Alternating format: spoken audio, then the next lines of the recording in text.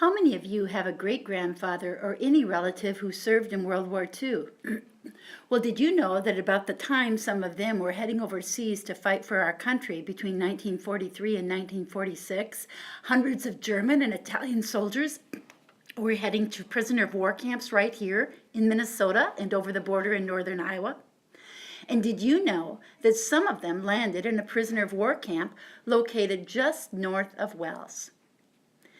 In the 1940s, the POW system in the United States included 400,000 prisoners, and 500 camps.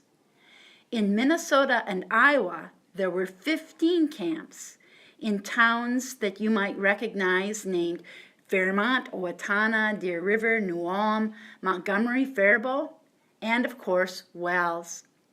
There was a major camp in Iowa right across the border south of Blue Earth, and that was Algona.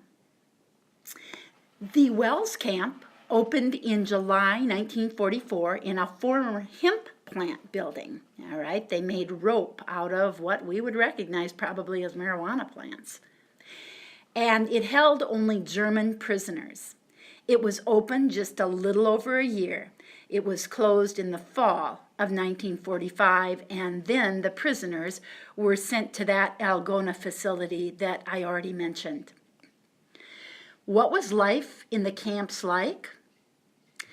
Well, they, of course, did do work. There was a labor shortage because so many young men from the farms had left to serve our country, and many of them worked in the logging industry up north.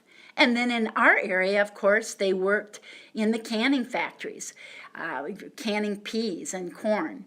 And when that work was done, they worked for neighboring farmers and actually became friends with some of the farmers, and some of them even visited years later. How were they treated? Generally, they were treated quite well.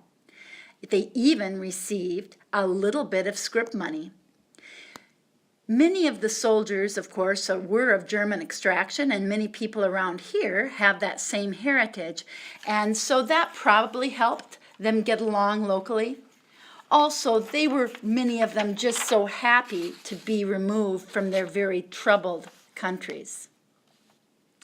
In addition to working, they participated in leisure activities. According to the Geneva Convention, prisoners are supposed to be treated with respect and given proper food and given outlet for exercise and for pursuits.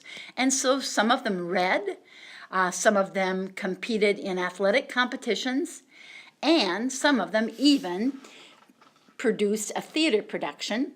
This picture is from the facility in Algona, Iowa, and they actually presented a rather highbrow French production called Les Miserables, or The Miser. If you drive just north of Wells today to the location of the Wells POW camp, this is what you will see.